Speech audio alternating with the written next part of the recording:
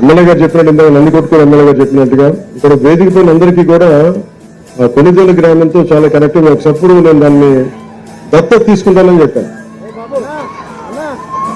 నేను ఖచ్చితంగా